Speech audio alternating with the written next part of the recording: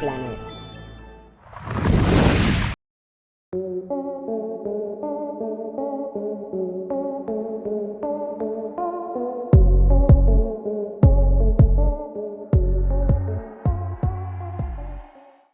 ¿Qué son las vírgenes negras? ¿A qué remiten? ¿Por qué su fascinación? ¿Qué las hace diferentes de otras representaciones artísticas, de otras advocaciones, de otras efigies marianas?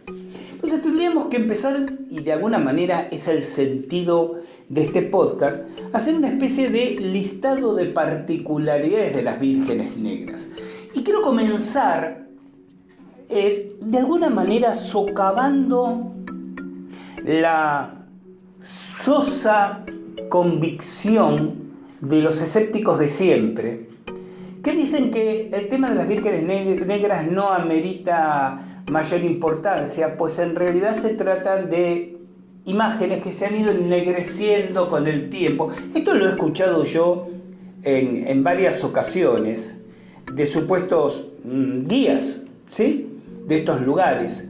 Lo que pasa es que esta virgen se fue ennegreciendo, la pintura al calor de las velas y el paso de los años se fue oscureciendo. Y esto solo podría aplicar a un número reducidísimo de supuestas vírgenes negras.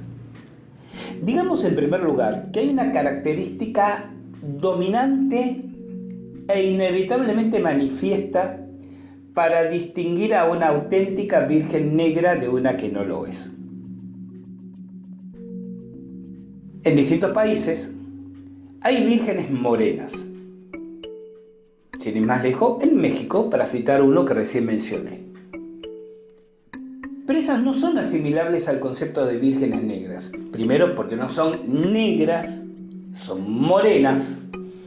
Y en segundo lugar, porque su color posiblemente tenga que ver con la intención eclesiástica de resultar seductor para el pueblo que trataban de conquistar. La auténtica Virgen Negra, en primer lugar, es negro, color negro. Color negro, generalmente sus rostros, sus manos, el niño que lleva sobre su regazo, no necesariamente sus vestimentas, de las cuales voy a hablar luego. Pero la característica dominante es que la Virgen Negra fidedigna, por decirlo de alguna manera, es una representación hierática, majestática.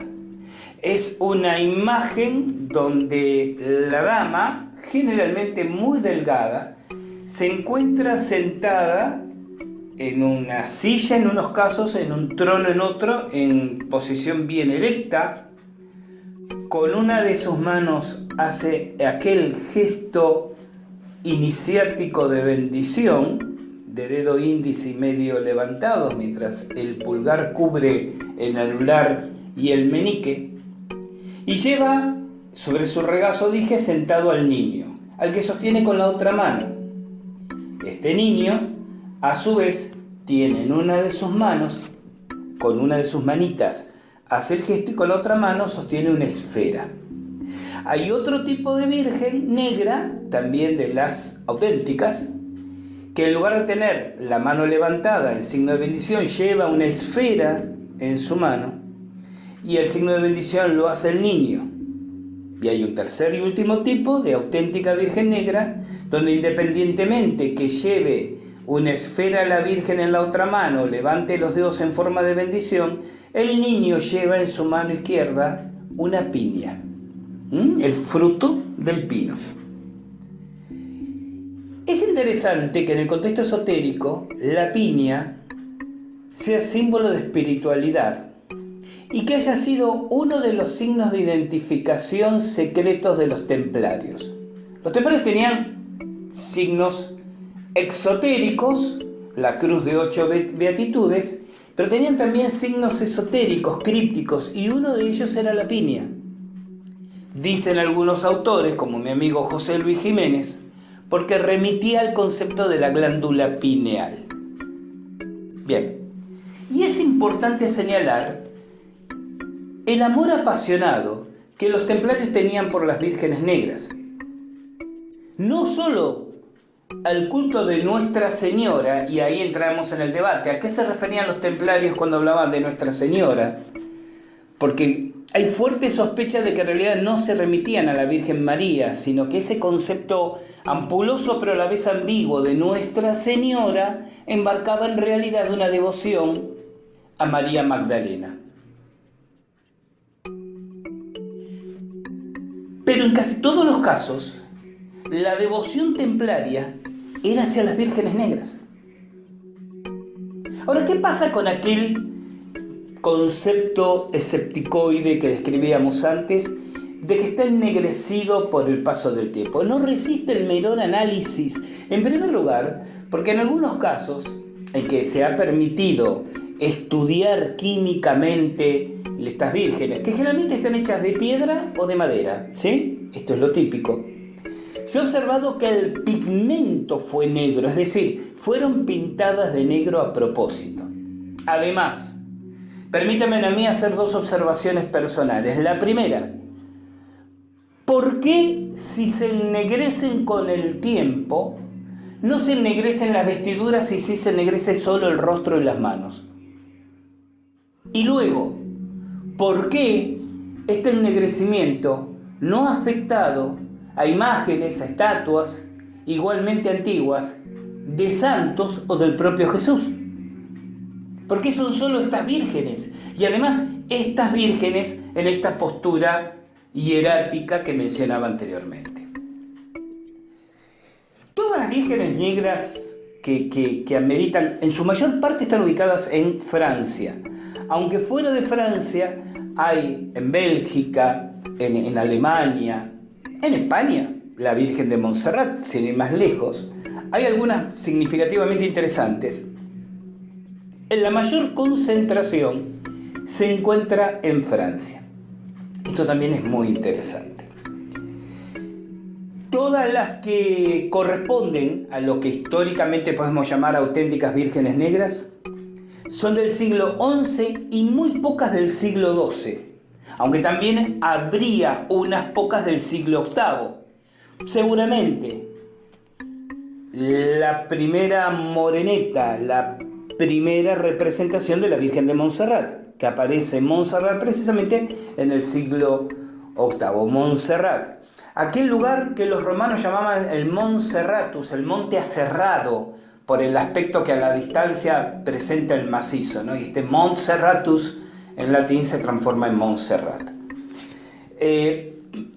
Seguramente, a su vez, muchas de esas primitivas vírgenes desaparecieron con el tiempo, sobre todo si estaban talladas en madera, porque fueron consideradas herejes, imagínense, para ciertas idiosincrasias y horizontes intelectuales. Una imagen que no reproducía el concepto virginal habitualmente asociado y además completamente negra, hasta podría haber tenido alguna interpretación de tipo satánico, demoníaco. Y además, en lo que es Francia, la Revolución Francesa fue culpable de la desaparición de muchísimas vírgenes negras. De hecho, sabemos que algunas son reproducciones tardías de lo que el recuerdo popular conservaba de vírgenes negras anteriores, como en el siglo XI y XII, precisamente el periodo de mayor influencia templaria. Es donde se realizaron la mayor parte de entronizaciones de vírgenes negras.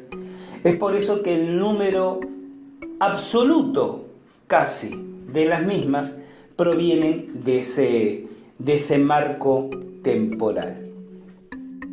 También, recordemos antes, la diferencia en la postura. Esto es determinante. La explicación convencional del ennegrecimiento que no aplica. En algunos casos, todavía estas vírgenes conservan, las que no han sido periódicamente restauradas, y la palabra restauradas a algunas les queda demasiado grande, porque más allá de la loable intención, de la buena fe, de la actitud devocional, algunas supuestas restauraciones fueron un desastre en cuanto a no conservar características originales. Pero en otras se han conservado, por ejemplo, restos de las pinturas originales, y por lo cual se sabe y esto es muy interesante, que las vírgenes eran negras, pero los vestidos eran pintados con colores blanco, rojo y azul. Y en algunos casos tenían aditamentos de oro. En la enorme mayoría estos últimos se han robado. Pero se sabe que tienen estas características.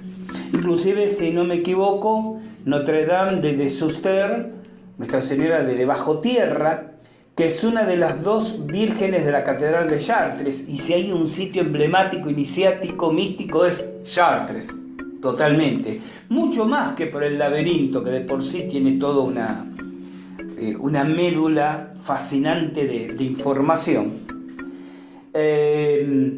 Al punto de que muchos historiadores sostienen de que Chartres, la catedral, fue hecha para cobijar a Notre Dame de Dessouster, y que es una virgen que está en una gruta subterránea, por eso se llama Nuestra Señora de Debajo de la Tierra, y que Notre Dame de Pile, que es la advocación, creo que del siglo XVII, que está en la misma catedral, fue hecha mucho después para desviar los masivos peregrinajes que no afectaran ni la imagen ni la cripta subterránea, la gruta subterránea donde se encontraba la imagen original. Este tema de la vestimenta es muy interesante. ¿Por qué las vírgenes negras estaban en blanco, rojo y azul con detalles de oro? Vamos a hablar enseguida de esto. Porque vamos a disponer todos los elementos en el terreno, y nunca mejor dicho, en el terreno. Cuando uno observa la distribución geográfica de las vírgenes negras, fundamentalmente las francesas, ve dos detalles interesantes, si las pone en el adecuado contexto histórico. El primero, que corresponden a lugares donde hubo cultos y templos a Isis. Recordemos que los romanos, realmente hay un castro romano con una capilla dedicada a Isis. Recordemos que los romanos, decíamos, especialmente el personal militar romano, que solía migrar, era enviada las legiones a Egipto, y después esas mismas legiones, unos años después, las enviaban a Bretaña y así sucesivamente. Iban recolectando cultos, iban de alguna manera haciendo simbiosis de sus creencias con las creencias de los pueblos que iban atravesando. E Isis fue muy popular entre las legiones romanas, al punto que fueron dejando puntos de culto de Isis en la geografía europea. Y lo segundo que observamos es que muchas vírgenes, y una parte importante aún aquellas que corresponden a lugares geográficos con cultos a Isis, fueron también lugares de cultos druídicos, de cultos celtas. Pero el culto celta, para consagrar un lugar, para que haya un espacio sagrado que lo haga lugar de culto, debe tener una condición, si me permiten decirlo así, geoespiritual. Debe ser un lugar de donde emanen aguas, un manantial al cual se le asignen propiedades curativas. Debe haber una piedra a la cual se le consideren condiciones mágicas. Debe haber una gruta donde algún ser legendario ha vivido o se ha producido un suceso histórico legendario. Es tema de debate, pero de profundo contenido simbólico.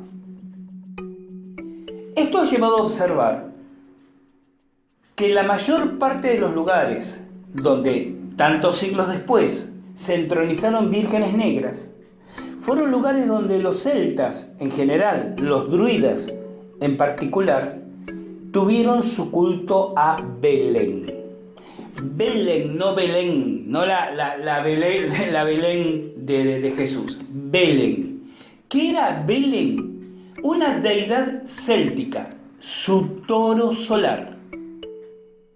Y esto es interesante porque el simbolismo del toro solar remite a cuando ocurren los hechos alrededor de los cuales se construye este poderoso culto que va adaptándose al cambio de los siglos y de los seres humanos muta en las vírgenes negras, pero persiste en la actualidad.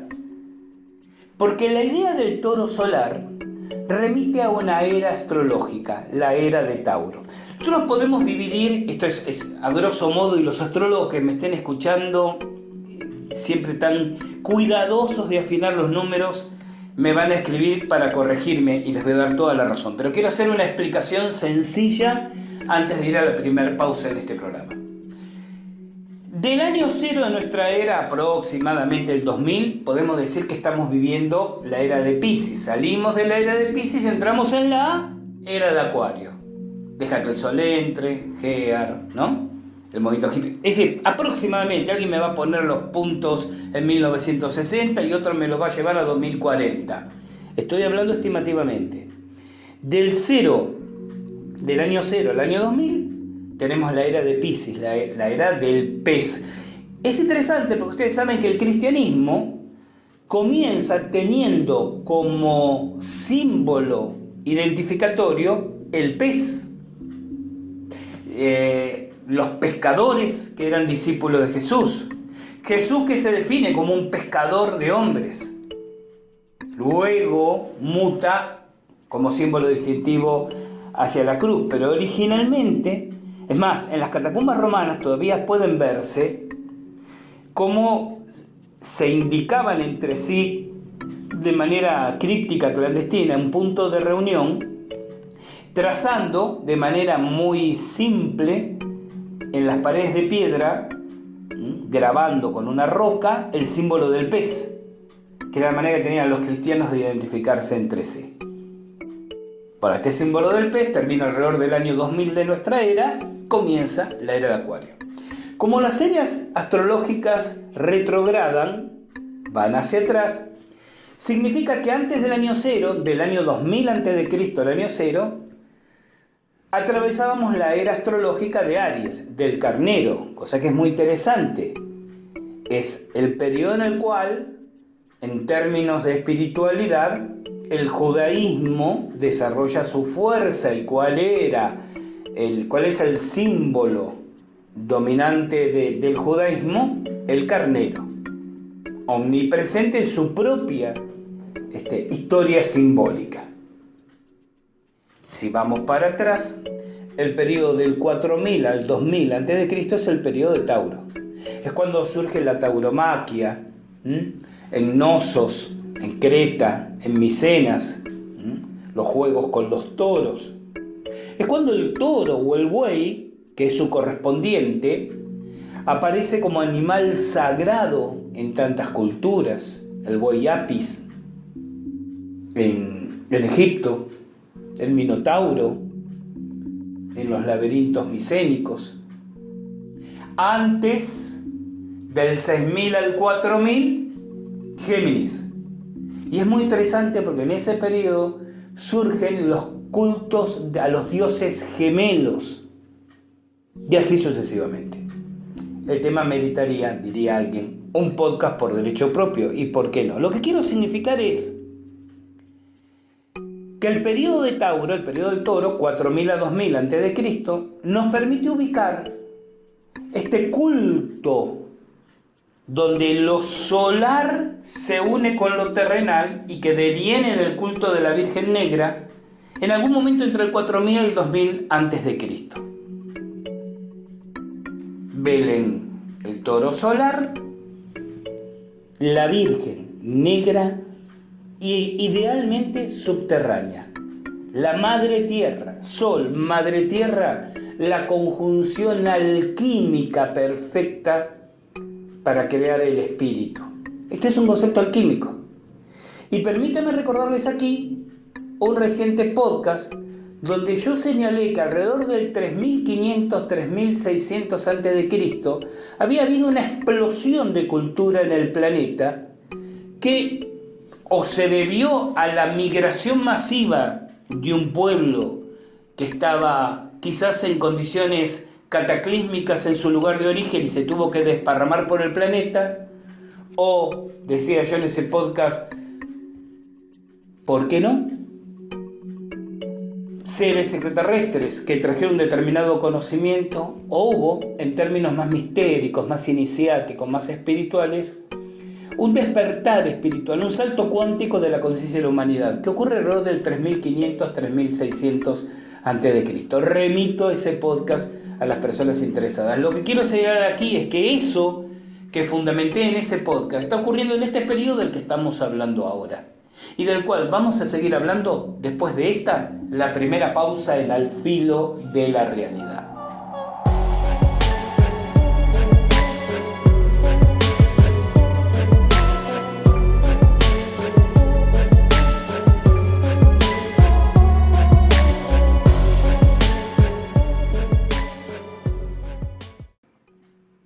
Bien, continuemos entonces en Al Filo de la Realidad y decíamos, cuando uno distribuye las vírgenes negras en la geografía, observa correspondencia con cultos de Isis, correspondencia con cultos druídicos. En muchos casos, muchos cultos isíacos en realidad se ubicaron en lugares de cultos druídicos.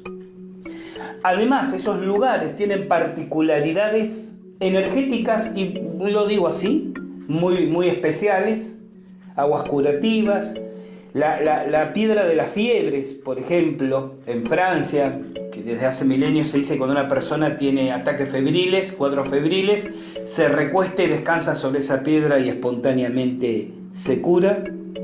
Las grutas que remiten a las historias del inframundo y las relaciones con los puntos de culto a esta deidad que los celtas llamaban Belén. Esta conjunción es muy interesante porque nos remite a pensar si de alguna manera la Virgen Negra no es a la vez señal, marca en el camino indicando aquí hay algo de interés, y codificación de conocimientos. Hablamos de las vestimentas, de los colores de las vestimentas. Y es muy interesante que el azul oscuro, el blanco y el rojo, el negro y el oro, son colores de la obra alquímica. La materia putrefacta se representa, la materia putrefacta en el sentido del nivel más bajo de su evolución, con el color negro. Cuando comienza el proceso de transformación alquímica, lo identifica el azul profundo, pero que no es negro.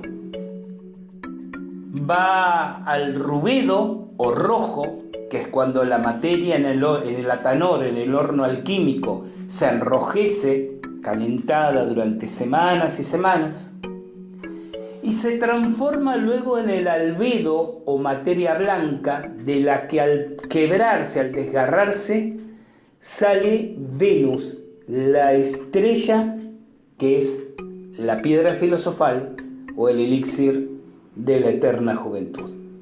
Y esa gran obra cumplida, esa partícula de divinidad en la materia que evolucionó desde la putrefacción, se representa con el oro. Toda la travesía del alquimista, y no estoy usando la palabra travesía gratuitamente, ya van a ver por qué, va del color negro, azul, rojo, blanco y culmina en una partícula de oro. Y casual o causalmente, estos son los colores de la vestimenta de las vírgenes negras. La sustancia negra, que en Egipto se llamaba alchem, y de donde nace la palabra alquimia. Alchem era la tierra negra del Nilo, que era increíble, sigue siendo increíblemente fértil, ¿no?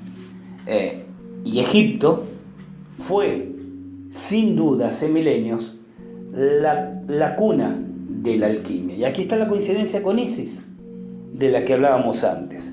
Y es más, muchas otras coincidencias que quizás, si me extiendo en este punto, salgo totalmente de la temática de este podcast, pero déjenme decirle una. Algo que yo señalo y exhibo, por ejemplo, en mis conferencias sobre cristianismo esotérico. En el medioevo, especialmente en tiempo de los templarios, era casi, no muy común, era una obligación para el devoto, para el feligrés, para el peregrino, que cuando visitaba una catedral, una iglesia, recorriera la nave central, las naves transversales y el deambulatorio. El deambulatorio es un círculo, un pasillo en forma circular que va por atrás del altar y regresa otra vez a la nave central. Con el paso de los siglos, la práctica de recorrer el deambulatorio cayó en desuso. En unas pocas iglesias y catedrales el deambulatorio es un lugar que todavía existe, pero se usa quizás como para exhibir algunos objetos de culto, casi como el desván, la trastienda de curiosidades. Y aún más, en las modernas iglesias que se están construyendo desde el siglo XX, en casi todas el deambulatorio ya no existe. Uno ve la planta física de la iglesia y dice, es la cruz cristiana. La rama vertical mucho más larga que la rama horizontal. Pero si ustedes miran la planta de una catedral medieval, de una iglesia medieval, y piensan lo siguiente, yo estoy viendo la planta, supongamos una foto aérea, un mapa, me muestra la cruz, pero aquí hay un círculo o elipse que pasa por atrás del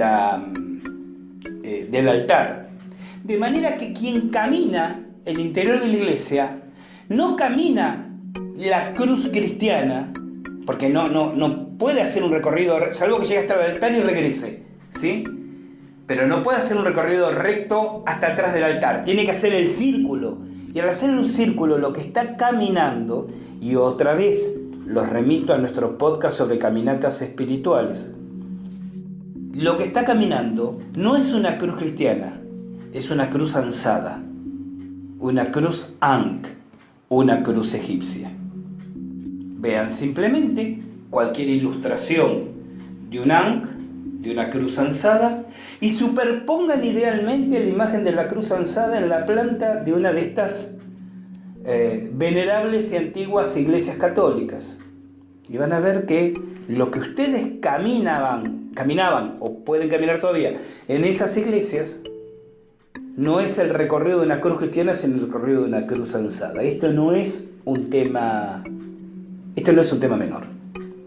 Como tampoco es un tema menor que todas las vírgenes negras se encuentran asociadas a los benedictinos. Ya se trate porque los benedictinos entronizaron vírgenes negras, o ya se trate porque los benedictinos eligieron los lugares donde había cultos o vírgenes negras preexistentes y las cooptaron construyendo monasterios, abadías o iglesias bajo su control. Nuevamente, vayan al podcast sobre claves del cristianismo esotérico y recuerden lo que decía de los benedictinos. Permitan recordarles la amistad personal que San Columbano, irlandés, tuvo con el Papa San Gregorio Magno. Y Columbano articulaba las enseñanzas celtas de la Irlanda de aquel entonces con sus propias prácticas cristianas y comparte con Gregorio Magno el conocimiento celta. Hay sin duda una mirada alquímica que debemos hacer de las vírgenes negras. Lo que quiero llegar a decir, y ya vamos a ir a una nueva pausa, es esto. La Virgen Negra la interpreto como la representación simbólica y codificada de una sabiduría universal preexistente al cristianismo que se encontraba diseminada por buena parte del orbe, que tenía que ver con el manejo de la alquimia, la físico-química y la espiritual, y que ante la llegada del cristianismo se enmascaró en forma de simbolismo esotérico solo para quienes tuvieran ojos para ver. Ahí tienen ustedes a los templarios, después perseguidos y exterminados. Ellos, que guerreaban con los musulmanes en Tierra Santa, pero al mismo tiempo eran capaces en Egipto, en Hispania, sin ir más lejos, de intercambiar conocimientos y convivir culturalmente con musulmanes y con judíos. Y sin duda, en las prácticas templarias, como hemos visto alguna vez con el famoso rito templario en las iglesias, conservan mucho del conocimiento egipciaco previo a la dominación islámica de ese país. Es interesante también tener presente que casi todas las vírgenes negras se asocian a dos características en sus dones. Uno, proteger a los navegantes, y otro, devolver la vida a los niños recién nacidos y muertos, pero solo hasta el momento del bautismo en que vuelven a morir. Tengan presentes estos dos conceptos. Los explico cuando regresemos de la siguiente pausa.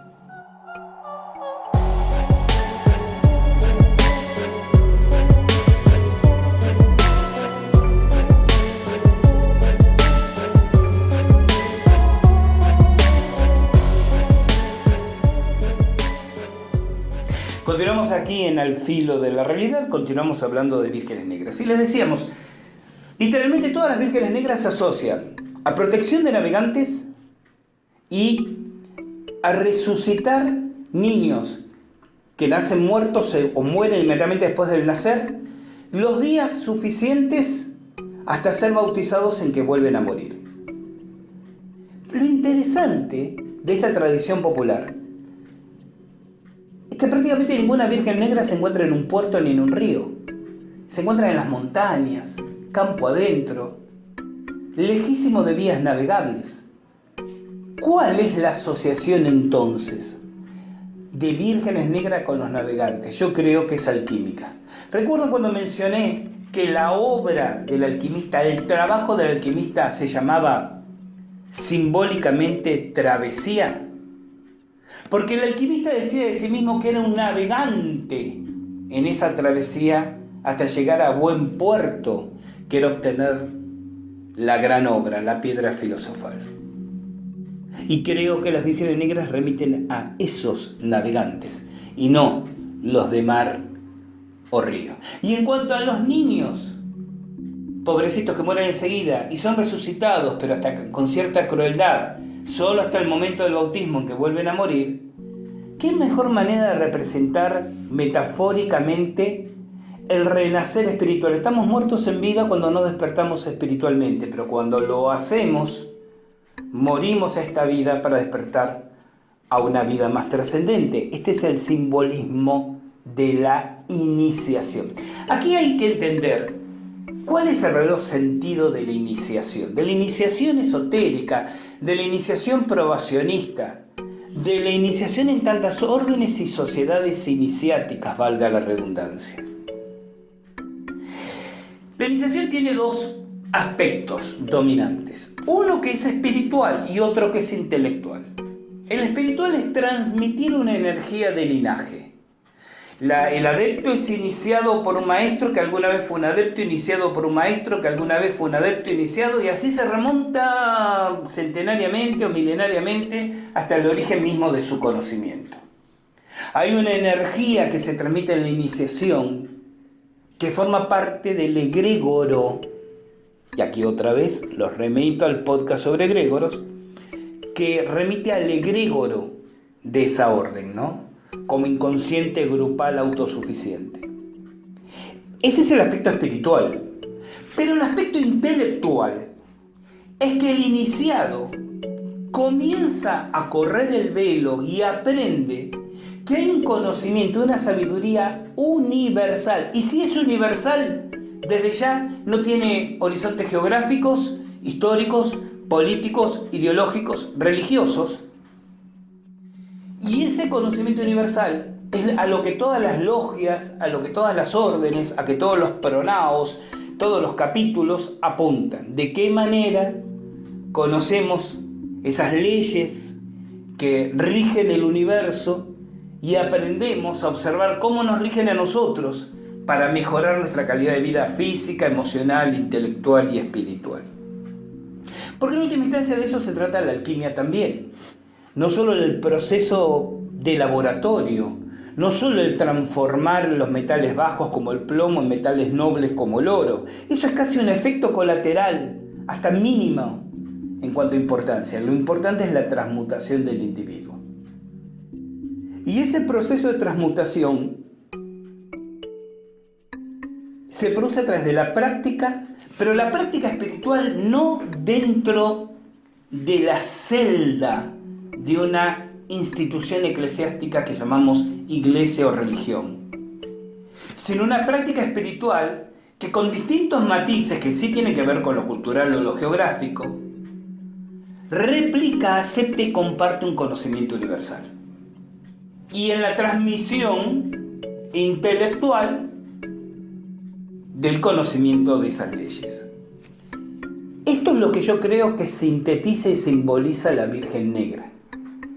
Es un referente, es como la cristalización en símbolos de deditos que apuntan a la dirección en que debemos profundizar nuestro conocimiento.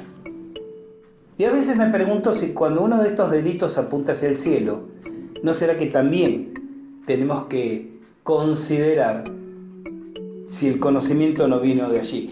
En muchas vírgenes negras, una de las prácticas ya tradicionales de festejarlas consiste en hacer ruedas de cera, de hilo encerado, ¿sí?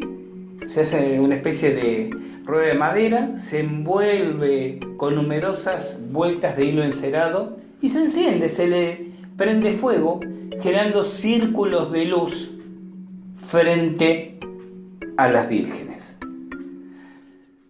Alguna vez conversando esto en alguna conferencia, alguien me dijo, un círculo de luz, estoy pensando en un ovni, una nave extraterrestre, un platillo. Sí, tal vez, pero yo observando estos círculos, que en realidad son circunferencias de luz, ¿no? Porque la parte media, la rueda de madera, no se quema. Por lo tanto, no es un círculo macizo, sino un círculo de luz.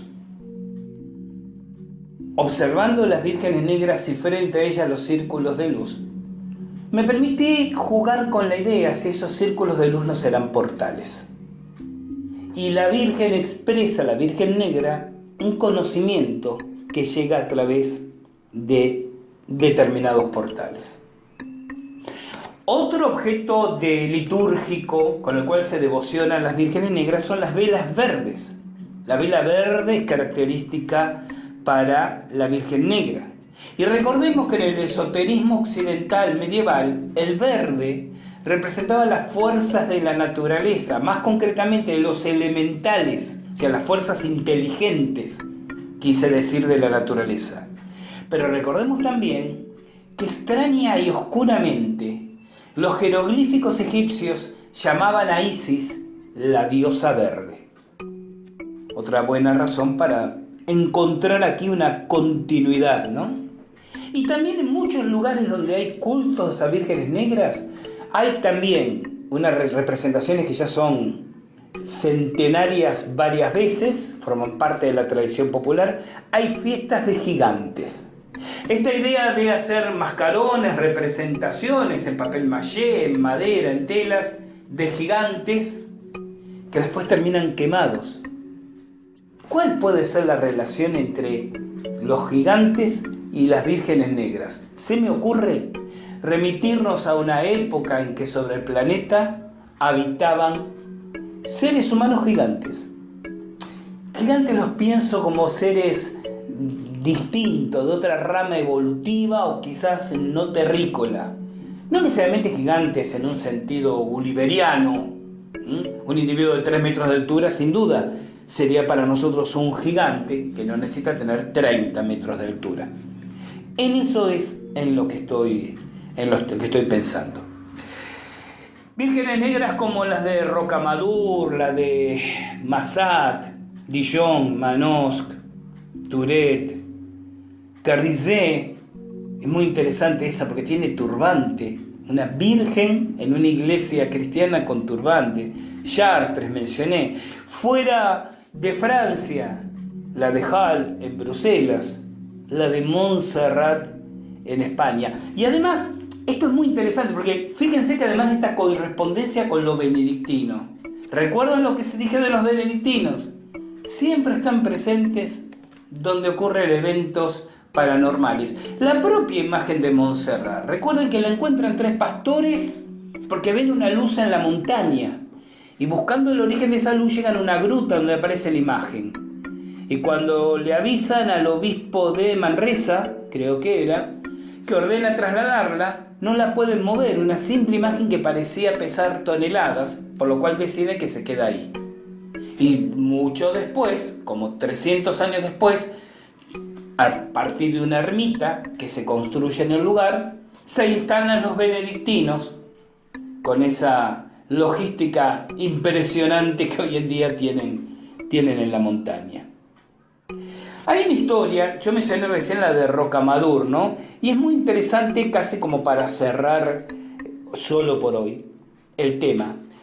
Porque Rocamadour en Francia es el lugar donde supuestamente los benedictinos encuentran la tumba del santo Amador. Amador habría sido el publicano Zaqueo que le dio hospitalidad y cobijo a Jesús en un momento. Y luego de supuestamente muerto Jesús, se transporta en barco hasta las Galias. Cosa que es muy interesante porque hacia las Galias fueron las 3 Marías, ¿sí? Según la tradición popular, sin duda. Es decir, toda esta migración. Y José de Arimatea, que luego continúa hacia Bretaña, creando lo que después sería la abadía de Glastonbury. Pero el tema es que Amador se instala en lo que hoy se conoce como el Puy de Rocamadour, el pico de la roca de San Amador. Y ahí los benedictinos en 1166 encuentran una tumba en esos parajes con documentación que demostraría que pertenecen que es el cuerpo de Amador, y levantan entonces su monasterio, su iglesia y la famosa Virgen Negra de Rocamadour. Según algunas crónicas de esa época, Amador habría fundado el santuario original del Puy, pero previamente habría hecho etapa en Compostela, que son 2 lugares muy interesantes para nosotros, porque Santiago de Compostela es el campo de la estrella, el Campus Stellae, pero también es el Compos Stellae, el compost, la materia putrefacta que permite que de ella surja vida. Esto tiene un sentido alquímico muy profundo. Habría habido un Amador catalán y también hay otro Amador que aparece en Portugal, ¿no? Muy popular, al cual están consagradas varias iglesias. Para los portugueses, la tumba está cerca de Oporto. Y en el Berry se habría venerado a Zaqueo, ¿recuerdan? El Amador original, aunque allí era conocido con el nombre de Sylvain. Según otras leyendas, aunque vivió en Palestina en tiempos de Jesucristo, habría nacido en Lucca, en Italia, lo cual es muy interesante porque los benedictinos decían que la Virgen Negra que ellos encuentran en Rocamadour habría sido tallada por San Lucas. Un silvano nacido en Lucca nos sumerge nuevamente en el mundo pagano, y yo ya percibo que a través de ese rodeo, Amador, alias Zaqueo, alias Silvano, es una manera de afirmar la continuidad en el lugar de culto a esta Virgen Negra de prácticas religiosas más antiguas. Asimismo, notemos la hábil asimilación entre Lucca, término sagrado céltico, y una Virgen de San Luc, que introduce al mismo tiempo el elemento solar. Un cronista del siglo XVII, se llama Maleville, nos dice que en la antigüedad vivía en Rocamadour una mujer llamada Alice, que dirigía una comunidad enteramente femenina de la que los hombres estaban totalmente excluidos. Estas mujeres tiraban con arco como dianas cazadoras, se dedicaban al ocultismo y se suponía que mantenían relaciones con las hadas que frecuentaban la rica fuente, otra vez, fuentes de agua milagrosas, de la Uis o de la Luis, que se puede interpretar como Is de Lug, Is por Isis, Lug por el dios celta. No lejos del santuario existe un lugar llamado Alix, donde los cistercienses de la abadía de Ausbassin edificaron un monasterio y poseían también los monasterios o graneros de la Señora. En las cercanías de Rocamadour hay un valle seco, angosto y profundo, cubierto de bosques de robles, que se llama el Valle de la Señora, mientras que cierto lugar, situado cerca del desfiladero del Alzou, se denomina el Salto de la Doncella. Cerca del lugar hay un molino, que se conoce como Molino de Bourgneuf, donde se yergue un mirador coronado por un castillo, el Bel Castel, recuerden, el castillo de Bel, el castillo de Belén. Al lado del pozo Saint Sol, Santo Sol, recuerden, el toro solar, que encierra una fantástica gruta de una extensión de unos 800 metros. Y una antigua tradición afirma que en otro tiempo se ofrecían allí sacrificios humanos a una madre negra llamada Zulivia, en una caverna situada en las estribaciones del acantilado, aquella caverna donde Amador había instalado su oratorio y colocado la estatuilla. Según algunos autores, Zulivia sería una deformación de Cibeles. Estamos entonces, y esto lo planteé el ejemplo de la Virgen de Rocamadour, como algo que podíamos multiplicar en todas las demás, ante un lugar que la etimología y las tradiciones nos revelan como consagrado, por un lado, a las divinidades femeninas en general y por otro, al sol. Su Santo Santorum era la gruta donde Amador habría vivido. Allí es donde debía encontrarse la Virgen Negra y en ninguna otra parte, y es por esto que los maestros de obras de ese entonces, del medioevo, se tomaron tantas molestias para levantar un vertiginoso santuario en un lugar que parece colgado en el aire al borde de los acantilados. Pero hay más. Debajo del altar de la Virgen de Rocamadour se halla empotrado todavía un antiguo altar druídico y se supone que es sobre esta piedra donde Amador había oficiado. Posiblemente se permitan ustedes en algún momento volver a repasar este podcast, porque hemos acudido, esto era inevitable, pido disculpas, pero debía ser así, hemos acudido muchísimo a la articulación simbólica, a vincular símbolos y relacionar los distintos elementos donde el todo es mucho más que la suma de las partes. Recuerden esa definición que hice un momento cuando les decía, las vírgenes negras condensan conocimiento, por lo tanto hablan a nuestro inconsciente. Y regreso al comienzo del podcast, ¿qué me pasa ante las vírgenes negras? ¿Por qué me resulta tan atractivo? Es un tema tan llamador.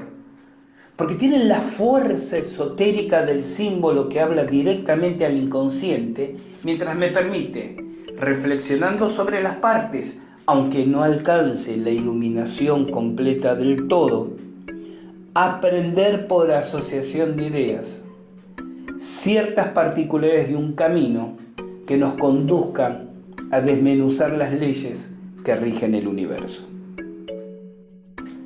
Y llegamos así al fin de nuestro encuentro de hoy. Gracias, gente linda, por habernos acompañado hasta aquí. El reencuentro fraternal será cuando la música, que ya está sonando en el éter, les recuerde que llegó el momento de caminar aquí en Al Filo de la Realidad. Soy Gustavo Fernández, los voy a estar esperando. Cuídense mucho, no anden en cosas raras y como siempre recuerden que de la puerta de calle hacia afuera hay una vida que está esperando y merece la pena ser vivida. Chao, hasta nuestro próximo encuentro.